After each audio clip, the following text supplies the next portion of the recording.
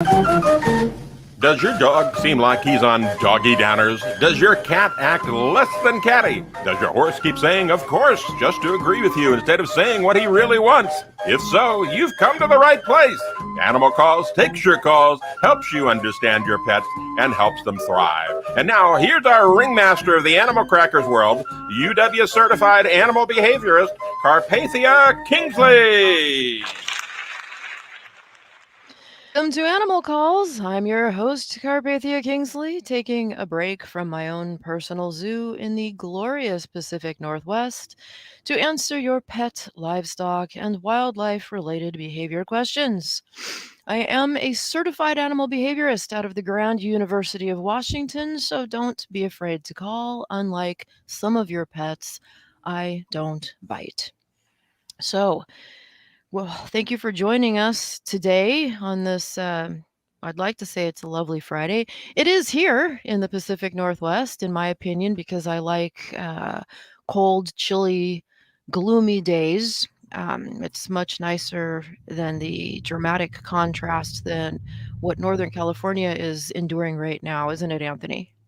Oh gosh, you have no idea. It's one of the it is really one of those days here in California where the fires are burning, people are living in a lot of uncertainty, and it just it's a difficult day for a lot of people here and for animals too. And so we're going to talk about that, of course. And if you want to call in with an animal related question, no matter how strange, bizarre, different, or weird it might be, Oh, the yeah. call in line number is 425-373-5527 or 888-298-5569. Strange and unusual behavior is my specialty.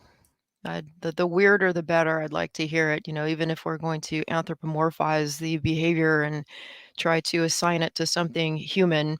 But there's a lot of science behind that. We do live with our animals, and they do adopt a lot of our strange behavior. A lot of it I even refer to as something that I've coined that I call toxic domestication. And when you see a lot of bizarre human behavior, I think it falls in line with that. So why wouldn't our overly domesticated pets follow suit, right? So how is your little one doing with all the smoke and the upheaval and the moving around that you're having to do at the moment because your home is impacted by the Dixie fire? Yeah, well, he seems to be handling it much better than I am. Um, and oddly enough, he wants to go sit outside with the smoke, which is an odd behavior from my perspective. I have no idea why he wants to do this, but he keeps wanting to go out and he'll go sit out on the patio while the smoke is coming through. It smells terrible out there, but he wants to sit out there. Any ideas on why that might be happening? Well, he's not home, right? He's Well, yeah, he's in a different place for sure. That could be part of it. Again, animals are very scent oriented, particularly dogs. They have a massive olfactory gland, and everything to them it's a world of smell. So he could just be on high alert, wanting to kind of gauge his situation. He's probably smelling that smoke, whether he's indoors or outdoors. Overwhelmingly and more so than you're even detecting it. So it probably matters less to him if he's inside or outside. And being outside also could be comforting to him that he's kind of assessing his situation of where he's at, where he could run, what direction the smoke is coming from.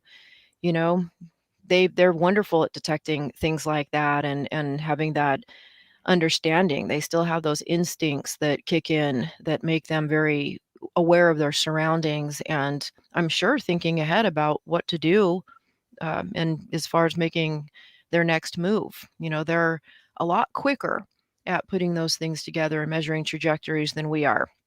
We like to hail ourselves as the most intelligent creature on the planet, but I have my serious doubts in regards to that. I think that we praise ourselves for being able to do the math of how long it takes us to come to a conclusion and all the things that we can do to arrive to that conclusion, whereas you watch a border collie and it's made that decision before you could even blink an eye.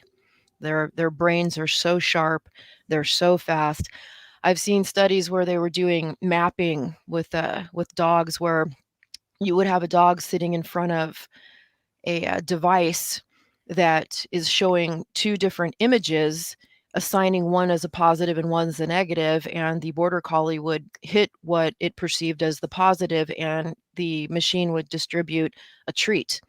You watch a human being do this, and they have a pace that they move at. You'd watch a chimpanzee doing this on the same device, and they would have a bit slower of a pace than a human being, but it's still there. They could speed this up with the border collie to a degree of, say you on one side you see a telephone, an image of, and on the other side you see an image of a banana. And the dog learns that the image of the banana is the negative and the image of the telephone is a positive. So he hits the phone, he gets the treat. Then they mix it up where then the dog knows by default that the banana was the negative, and so it makes immediately understands that the other image is going to then be the positive, and they start running this so fast that you've lost track as a human being. And I'm sorry, but I'm pretty sharp, and I'm going to go ahead and say I was a member of Mensa, even though people really hate hearing me say that. And there's nothing more unattractive that a female can say. Outside of boasting about her IQ. Men and women even really seem to dislike that. But I'll say that for the sake of this, that I was lost. I was lost on this test that they were performing on this border collie, and this border collie was just going 100 miles an hour, and it got to the point where it had 100% accuracy on this test, and I had tears in my eyes watching this and how fast this dog could process. Just absolutely had me teared up to think that a dog could ever end up at an animal shelter, to think that these animals could ever end up being left on the wayside to anything, where their intelligence is so underrated and so misunderstood, that they are light years ahead of us as far as it goes with measuring trajectories and mapping things, is unreal. It's just mind-boggling how fast a dog can do this. Left the monkey in the dust. The chimpanzee had no hope, no way of catching up on this one, and a human being would be left, sitting there with your mouth hanging open. You're lost in the dust. So your little guy is probably assessing his surroundings and his situation. It's probably comforting to him to be sitting outside and not feeling trapped. Perhaps the wildness in him is coming through, of wanting to know what the heck is going on out here, and is there fire? I can smell smoke. Which way can I run? Which way is it clear? There's probably thoughts going through that little guy's head that we can only fathom. So we have some questions. We have some callers. What have we got? Yep, we got an email question that I think it came in via our Facebook page. By the way, we are online at animalcallsradio.com, where you can reach us directly. And anyway, this is Stephanie in Chico, and she's asking a question about crows. And the question is, as I read it, is I find myself driving along a highway 32, and I see these crows over along the side of the road on a regular basis, and they seem to be there almost every time I drive. But I don't see them like in the trees, but they always seem to be like along the side of the road near like turnoffs and so forth, and they congregate there. Why do they do that? Well, crows, when talking about animal intelligence, oh my goodness, the corvid family, that, which is what crows belong to, are insanely intelligent. I can't even begin. We studied crows, crow intelligence, and crow behavior extensively at UW, with my professors of my class having even lived on an island for some time, studying a particular type of crow and their behavior, and trying to preserve them. I would say two of the things that you're pointing out with that is is pull-outs, turnovers. So there's areas that you're saying that there's a turnout. Okay, let me take a guess at this. Maybe people are throwing food, trash, whatever. Crows will congregate in areas where they know that there's resources, like any bird will do. They know that there's resources there. So you've got a turnout area where people might be tossing out some trash and whatnot, and crows are pretty smart at being able to figure out where to go to find things like that. They also, if they have nests or something in the area, they're going to have a mobbing effect on what's going on. They'll yell and scream and form big groups, which they call a mob, to call out any predators. Predators that depend on having a sneak attack. So, what birds will often do when you hear them screaming is they're calling out the predator for its behavior, and that usually is game off then for the predator. Predators who depend on having to ambush something and have a sneak attack will abort their mission if they're called out. In the same respect, a lot of people who will say things like they were being stalked by a mountain lion, but when they turned and faced off the mountain lion turned around and ran away. And they think that, okay, that was because I stood my ground and I showed up that mountain lion and, I was a badass and whatever you want to call it. In reality, a mountain lion's choice of mechanism to predate and come at you is a sneak attack where they would come up behind their victim and pounce on them and grab the back of the neck, and break the neck. So what you're really doing is you're kind of calling out that predation behavior, and that kind of triggers it to be shut off. So that is a good thing to do. And same with birds. So they yell and scream if they see you around, because that's how they call out a predator that's coming in for an ambush sneak attack. But crows are communal. They mob together in big flocks like that, so none of that is unusual. I would say the reason that they're congregating in one particular place would be because of an abundance of resources, such as food that people might be tossing out along the highway there at the turnout. So, That or that yeah, you were talking about them grouping together. Am I correct in saying that when a group of crows is called a clouder of crows? clouder. I think I that's believe what it's called. it's a murder. A A, murder of crows. yes. I'm thinking clouder for some reason. I don't know. Well, But yeah, whether they're that's a bunch because of you're a murderous clouders, that's what they are. I'm gonna venture to guess that, wanting to call them a clouder is because you're a meteorologist and, you're used to Oh. naming clouds things. That's a good as explanation as any. Hey, I want to remind everyone that you can call in to our call-in line and ask a question of Carpathia, certified animal behaviorist from the University of Washington. Here's the number: 425 373 5527. Again, 425 373 5527. If you want to call toll free from outside areas, the toll free number is 888 298 5569. 888-298-5569. You can also visit our website at animalcallsradio.com, and the numbers are posted there as well. So we have a murder of crows, Mhm. and what are some other? Let's see. We've got some other different. A gaggle of geese. A gaggle Uh, of geese. what are the other some names for different groupings of things? Well, I think a fun one is a pride of lions. Makes sense. Yeah. I can even make a comment in regards to lion behavior if you wanna hear something that I found very fascinating. With lions, Sure.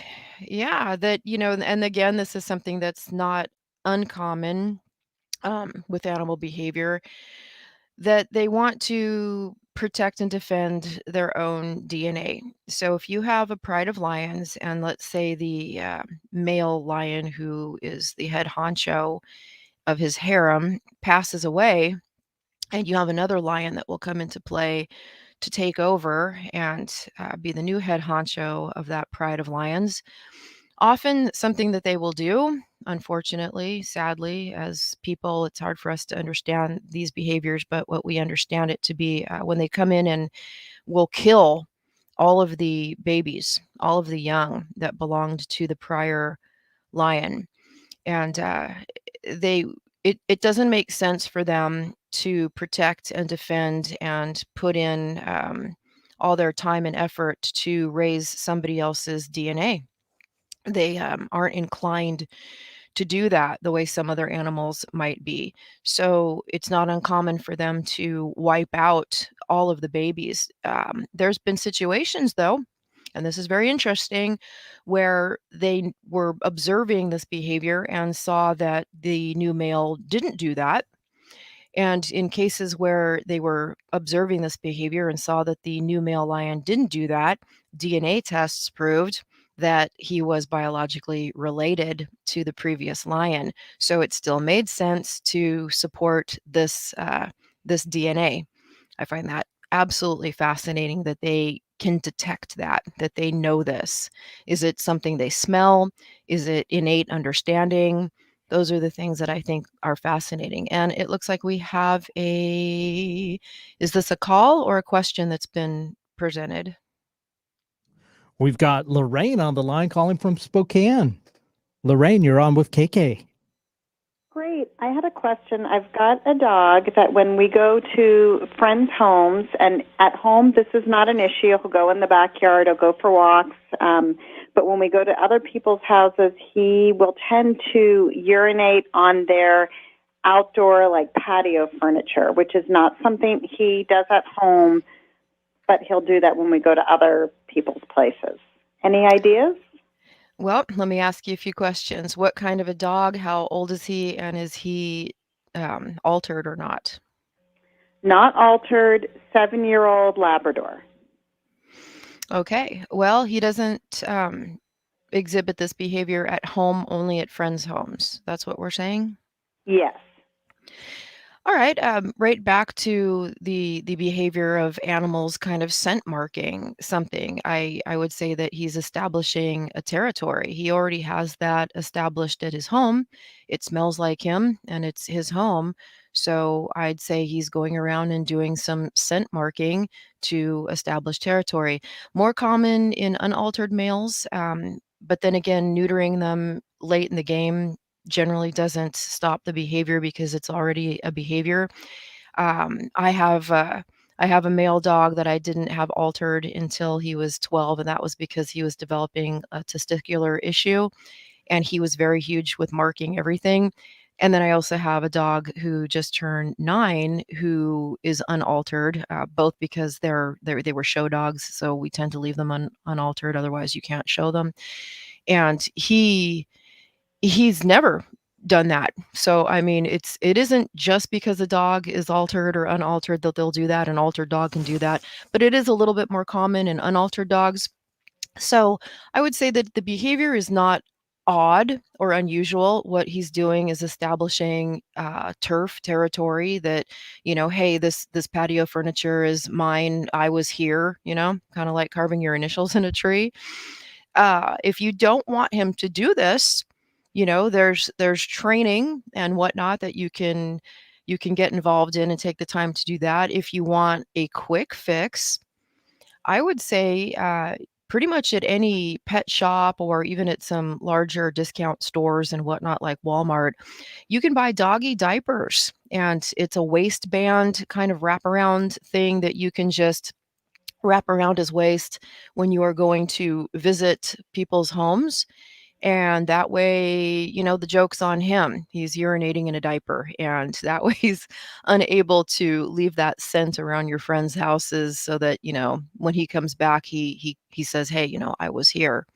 So that is like one way you can solve the problem. I do like quick fixes, and sometimes management is easy and fast, and he'll he'll get the gist of that rather quickly when he's just soiling diapers. They're not very expensive. I would imagine a Labrador would soil a diaper a lot more than my little 20-pound dog can, but it is one way to curb the behavior, even if it's temporary. And it sounds like your problem is a temporary one anyway. This isn't going on in your home, it's only going on at your friends' houses. So if you want to keep your friends close friends, I would suggest the doggy diaper. Thanks very much. You're totally welcome. Please call back and let us know if that works for you. Will do. Thank you. Anthony, do you want to give the Yeah, call I want numbers to out? remind folks that you can call in and ask any questions about your pets, your livestock, your farm animals, dogs, cats, chickens, goats, whatever. And the call in number is 425 373 5527. 425 373 5527. Or toll free if you're out of the area of Seattle, Washington, 888 298 5569. 888 298 5569. Or visit us on animalcallsradio.com. Animalcallsradio.com. And you can see all the numbers there as well as a link to listening live and watching live as we discuss animal questions and behaviors with KK, who's a certified animal behaviorist from the University of Washington. Back to you. Thank you, Anthony. So, again with the fires, I'm blown away with everything that's going on. Forgive me for asking a million questions. I know that you're more privy to information in regards to it than I am, but am I correct that the fire has reached over 400,000 acres as of today? It has indeed. And it is now the third largest fire in California's history. And of course, lots of people evacuated with animals. I saw people with horse trailers and, the cars loaded up with 3 dogs and cats and everything else on the way out.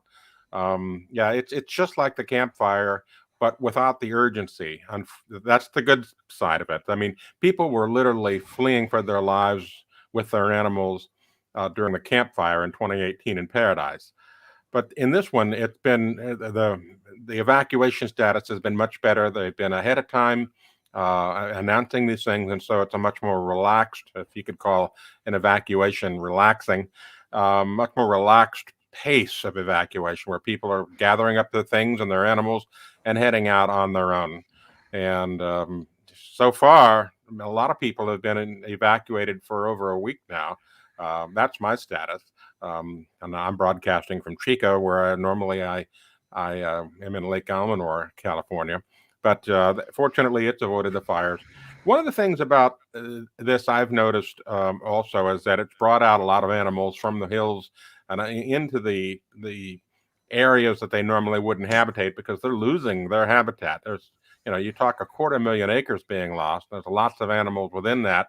And so, bears, mountain lions, deer, everything coming out. And so lots of folks reporting animals that they wouldn't normally see in their backyards and so forth.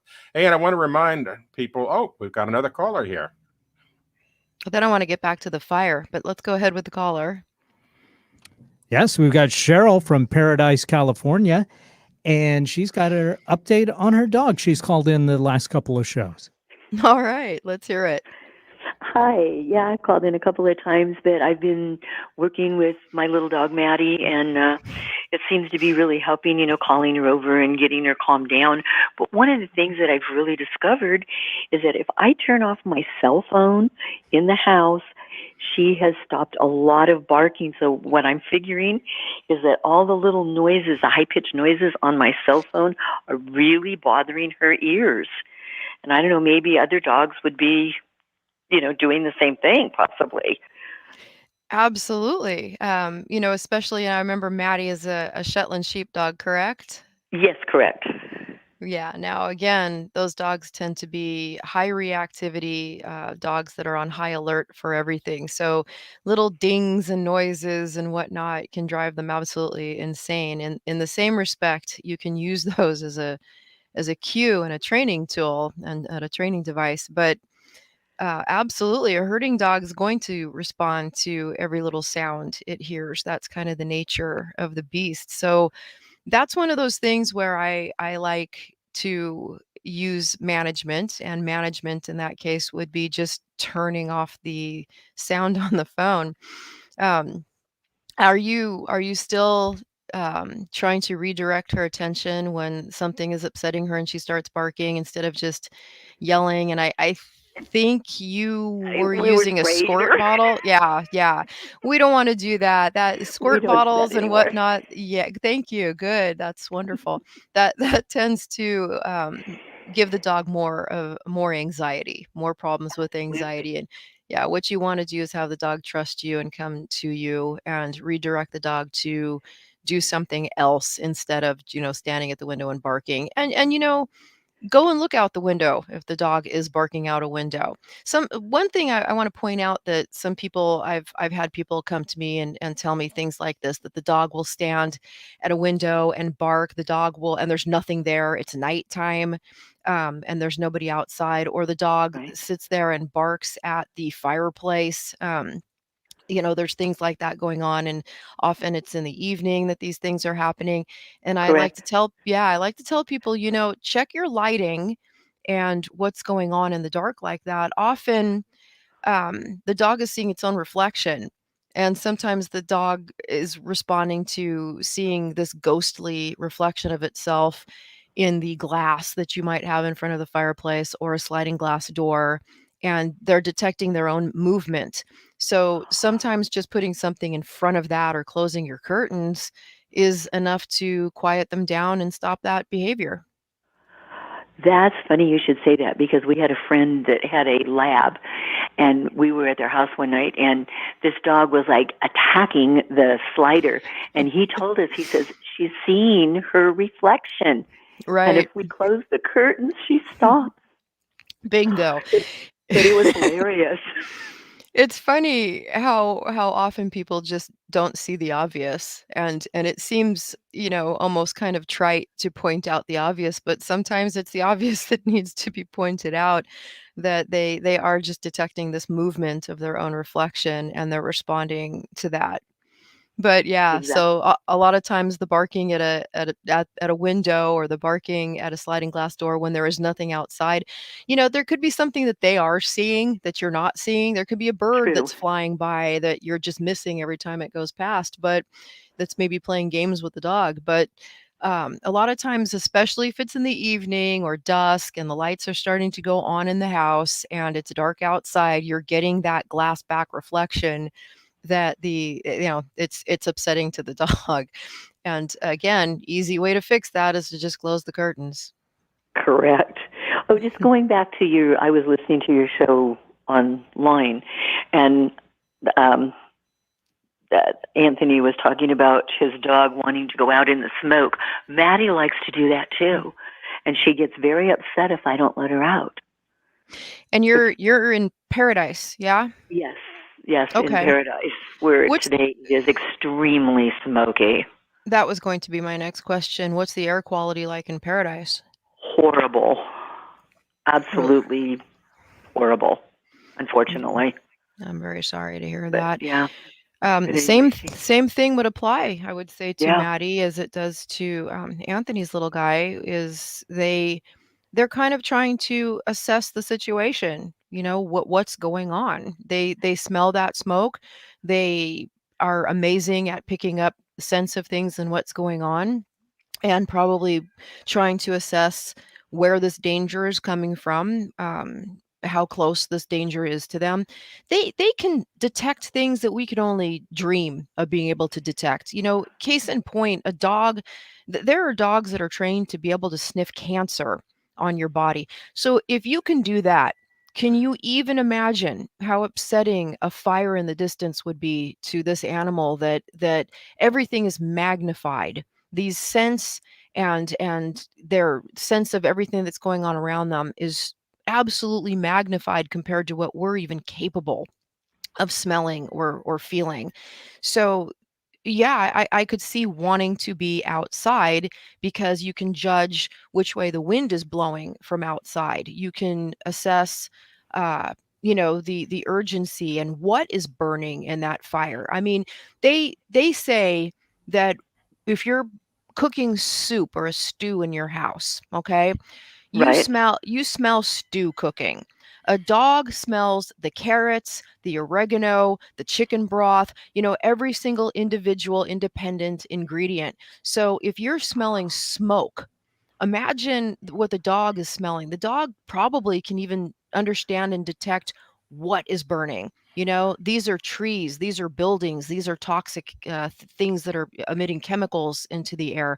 They can probably pull that into a million pieces and understand every single thing that's being burned up in that moment. Their ability to smell that is just off the charts, for anything that we would ever be able to even wrap our minds around. So I would think wanting to be outside is a no-brainer for them. We're thinking in terms of, we want to get out of that smoke. We're wanting to Correct. preserve our lungs and stay healthy and get as far away from the smoke as we can. Whereas the dog is like this little beacon of light that's out there detecting off in the distance what's going on and where is this coming from, and being able to separate every smell that's going on of what's burning in this fire. Plus they're feeling the wind, so they're also picking up on a level that we can't understand what direction this is coming from, how close this is getting. They probably understand that, again, in a way that we could only dream. That's a really good point. I hadn't thought of it that way. Because I That's do why know we that should we should listen to them. Yes, definitely, most definitely. If they think that you should get out, I would strongly advise you follow the dog's advice and the dog's lead. By the way, I think I that's checked the really air quality in Paradise using the website purpleair.com, Oh boy. and all of the different numbers are way up in the unhealthy category. 408 on the east side of Paradise, and the northeast side 527. Actually, the scale only goes to 500. So yeah, Oh my gosh. it's really bad there. And I want to remind folks that you can call in and ask questions about your animals, their behavior, no matter what they are or where they are. Our call-in number, 425-373-5527. 425-373-5527, or toll free if you're outside of the Seattle area at 888-298-5569. 888-298-5569, or visit us at animalcallsradio.com, and all the information is there. Now back to you.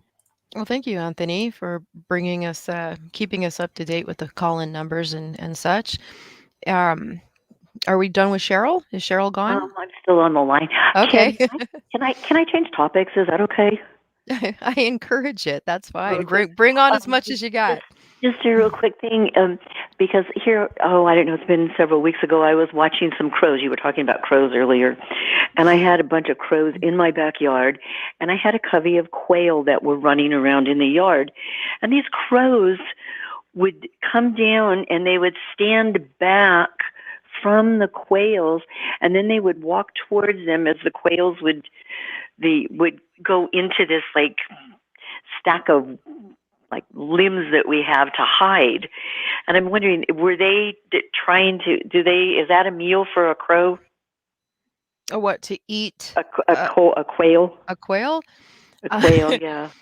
Crows generally are not inclined to predate on other birds in that manner. I've never heard of crows going after quail. They could be looking for their eggs, though.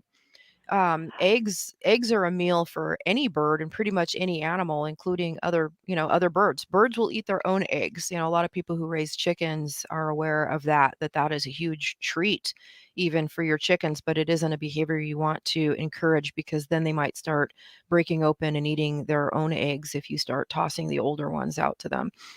It is healthy for them, though, but it can create them wanting to crack their own eggs open and eat them.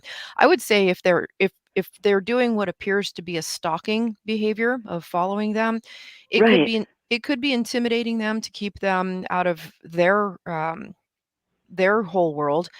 But it also could be, if it is stalking for food, it would be, I would imagine, the eggs, not the other quail that they would be after looking to eat. And kudos for knowing that it's a covey of quail. There you go. There's another one, Anthony. Oh, thank you. That's great to know that. And are these mountain quail? Are these like the California mountain quail? Because those are my favorite. Oh, those are so pretty.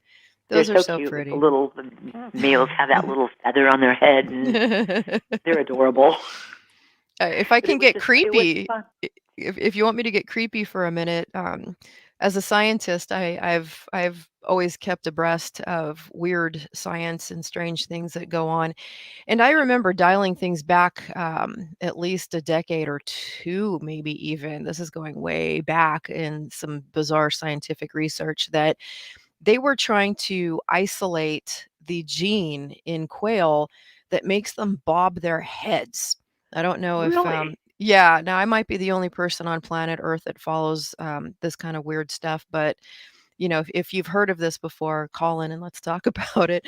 But yeah, they were able to actually isolate the gene that makes quail bob their heads, and in what So we can have bobless quail in our future?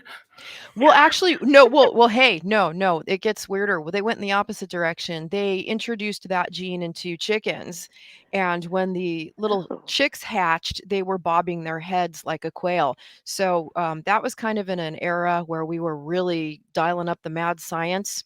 Around the same time, I think that was about the time that we had Dolly, the sheep that they cloned, and they also were able to detach the head of a monkey, some kind of research monkey, obviously not one that was somebody's pet or something, and reattach it and have it actually have a moment of lucidity where it was able to open up its eyes and like a successful head reattachment before it died. It did die, but there was a moment of lucidity where the animal did open its eyes back up. I don't condone things like that. I'm just saying I think it's creepy and strange, but I'm just kind of calling it out like that was yeah, it was fascinating, that we I were feel like, doing. feel Yeah. like I've heard of that. Yeah, well, it happened. Yeah. It was out there. It was real. No, We do some strange things. I mean, I guess what we would be looking at is could you do a head transplant, or if someone were decapitated, what we could do to reattach a head and have that that's work. rather creepy. Yep. Even creepier, I've heard people say that if you are decapitated, they speculate that there is at least a moment of being cognizant of the fact that you are decapitated. Oh, So, yeah, that, if we're gonna get creepy, let's just go there. Yeah. Let's Well, get dark. while we're doing that, let me tell you that there's Mike the Headless Chicken who has his own Wikipedia page. Who, Did you just look that up? yeah, All right, he all right, lived for Anthony. 18 months. He was on the chopping block. The farmer noticed that he's still running around after he cut off the head. He lived for 18 months, and Mike the Headless Chicken finally died in March of 1947. But he became a sideshow, and Mike began a career of touring sideshows all over the country, and he was earning $4,500 a month back in the day, back around 1946. $4,500 a month to I, show I'm you my not headless chicken. I'm not at all surprised, and I'll go on record as saying I'm sure that there's people who make that much or more a month that don't use their brains at all. So maybe having a head and a brain is highly overrated. Looks looks like we have a caller from California. Yeah, first, do want to say thank you to Cheryl for calling in. We appreciate you. And now we've Absolutely. got Dave on the line from California. He's having some issues with his rescue dog, so much as it's not doing so well with other dogs. So let's find out more. Dave, you're on the air. Hello, Okay. Dave. Yes. So I was yeah, just telling him that this dog used to be very dog friendly. He could play with a group of 10 or 15 dogs off leash and play with dogs or chase them. They'd chase him. And then we had a big fire here in Northern California 2 years ago. Several of the people in the dog group, their homes burnt. Others moved out. They're scattered to the four winds. And for some reason, this dog that used to be super friendly with other dogs is now not friendly with dogs. He's very aggressive with other dogs. And I don't know what to do to try and change it, short of a full course, dog training, which may be the only way I'll have to go. Okay, so this is interesting. This dog has developed aggressive behavior that he wasn't exhibiting before post Correct. fire. Correct. Did you evacuate? I had to evacuate for 2 weeks, and we lived at uh, uh, my son's house in Chico, which is about 15 miles away. And we came back, and everything was fine, except his friends, his doggy friends, all the people in the dog group. They've scattered to the four winds, after this fire, and he lost all his dogs that he used to play with.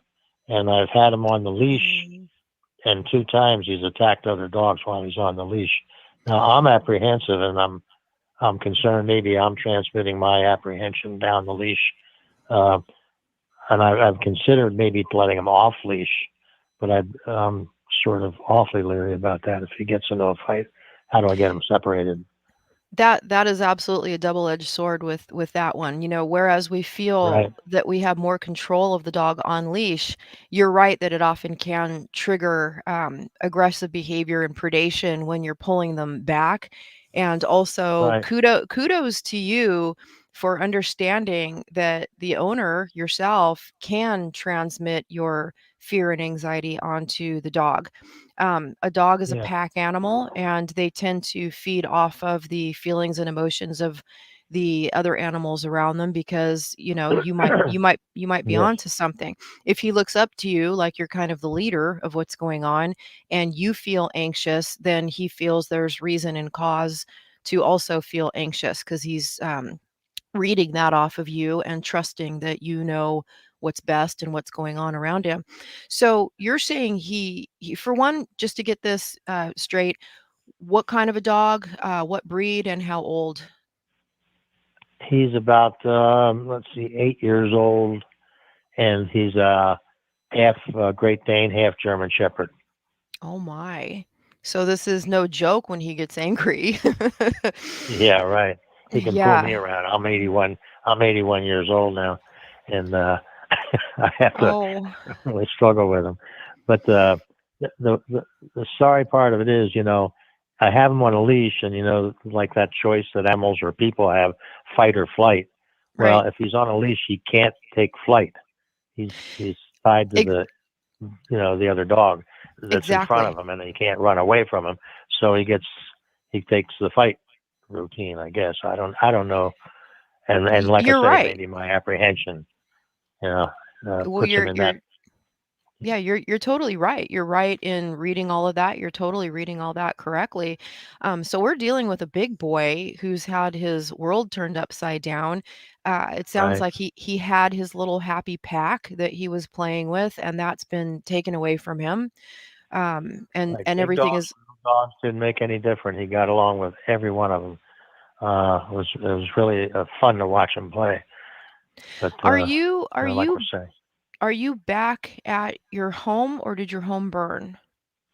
no, our home luckily was saved, and we're back in our home. But like I said, every member of that group has, some of them are northeast and mid east, and some are up Oregon and uh, Washington and Idaho and all over the place. And like I said, he doesn't have any of his friends. And the two dogs that I run into with walking him and other people had their dogs on leash. He attacked them immediately. Now, when he would play with the dogs that he used to engage with, where would they play? It was a large field, essentially a football field, but it was sort of a grade school playground. So it was a combination football, baseball, diamond, big open area. And it was fenced. But I used to take him to the gate where open it up, unleash him, and say, "Go play," and he'd go tearing into the group and running through, and a couple would go chasing him. And if they got tired, if the other dog got tired, he would stop.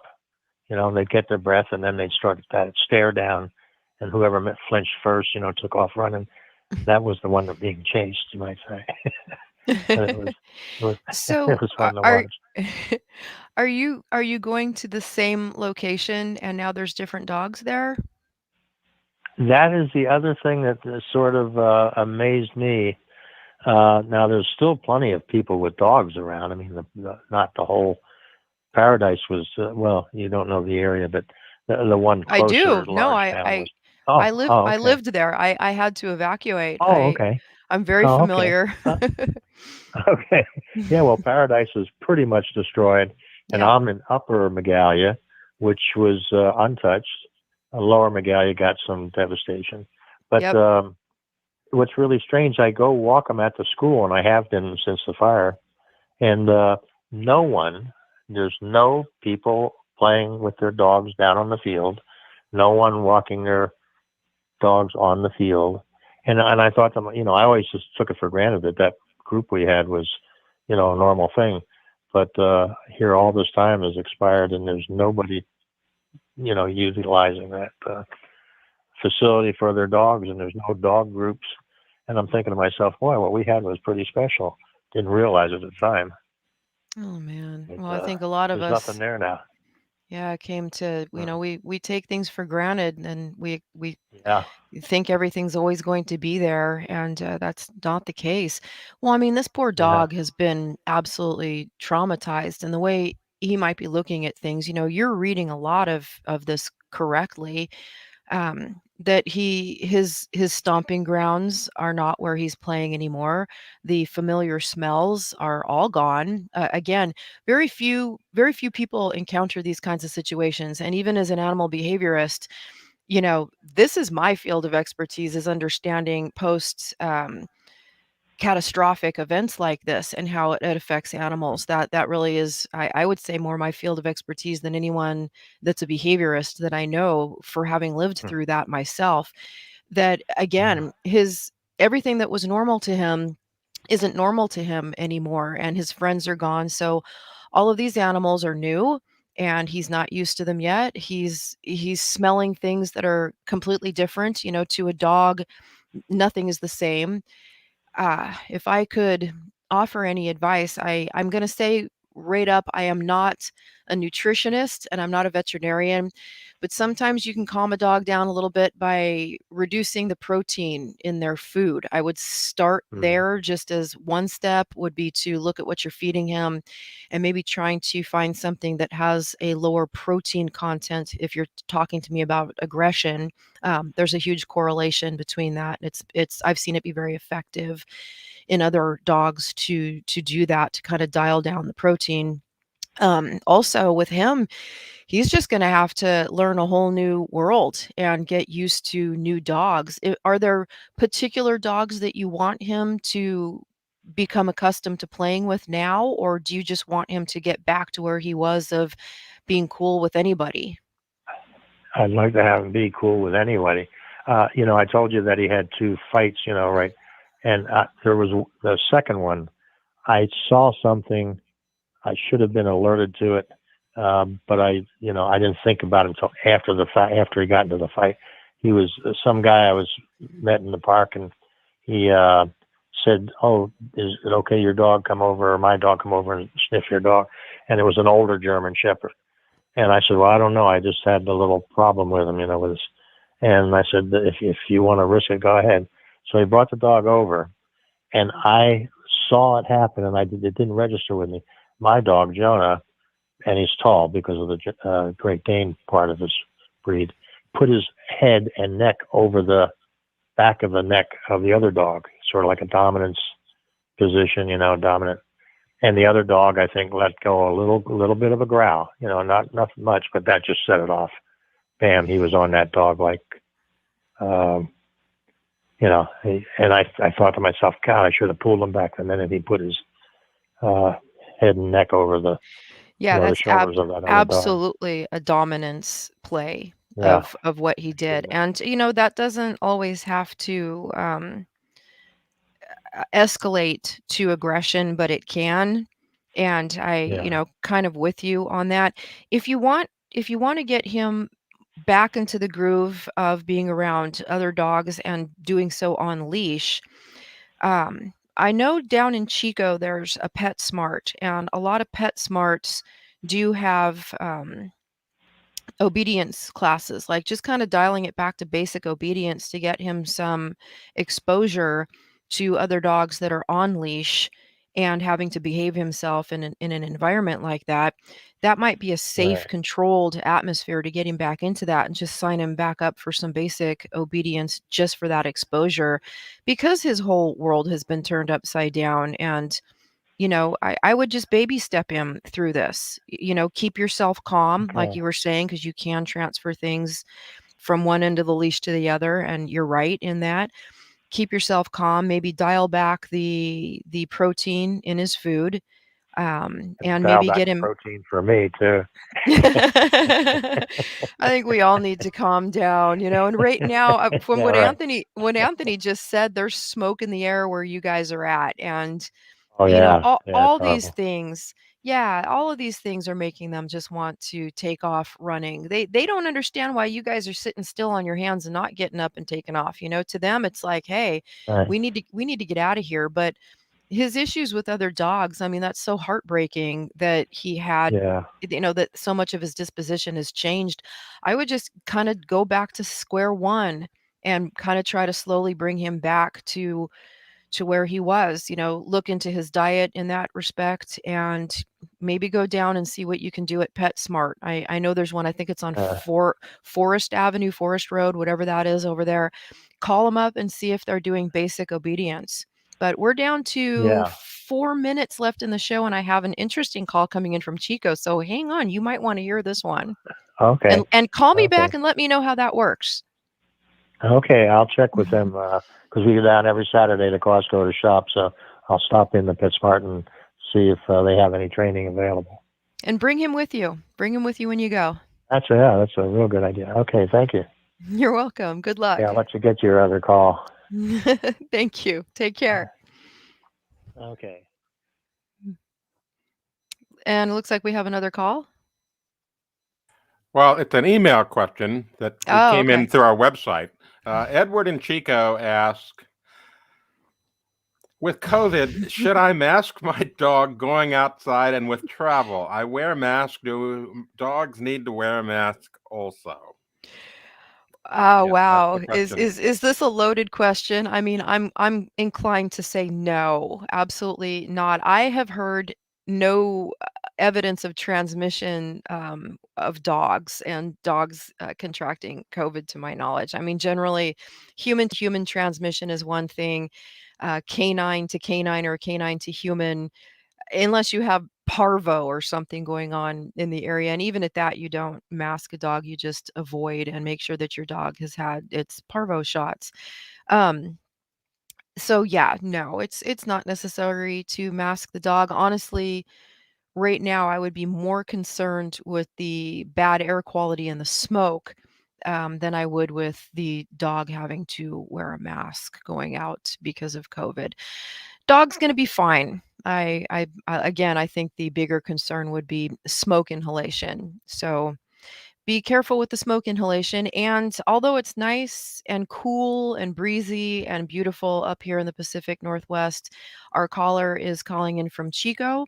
So I would like to remind people who are down in areas like that, where I'm sure Anthony would be better at knowing what the temperature is right now there, to not leave your dog in cars. If you are going out and taking your dog with you places, please don't leave your dog inside a parked car with the temperatures rising. It gets much, much hotter inside a car than it does Yeah, outside the car. And I believe in absolutely. California, yeah, I think legally Absolutely. you can actually break the windows You now. can. And That's a law yeah, now.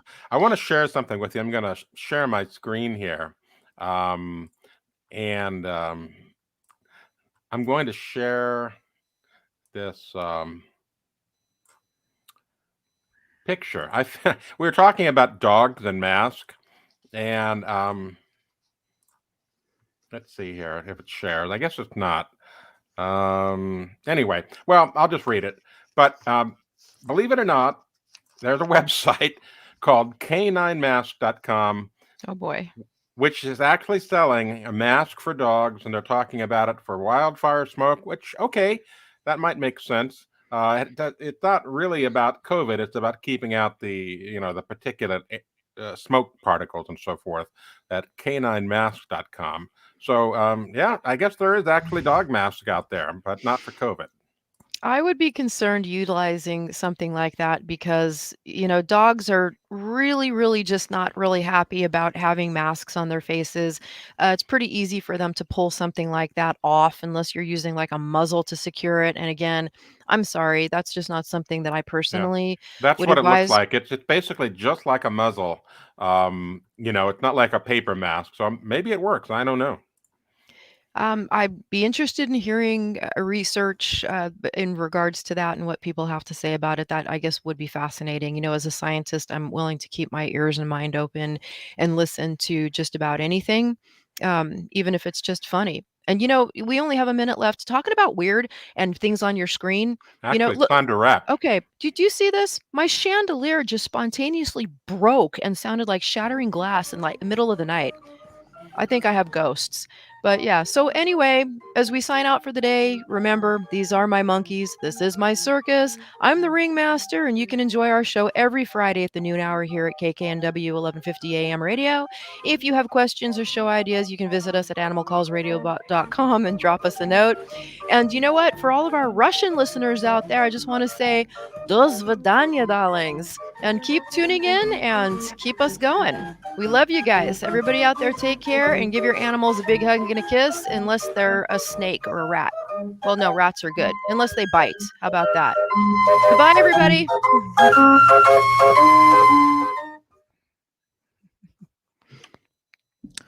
All right, we're clear.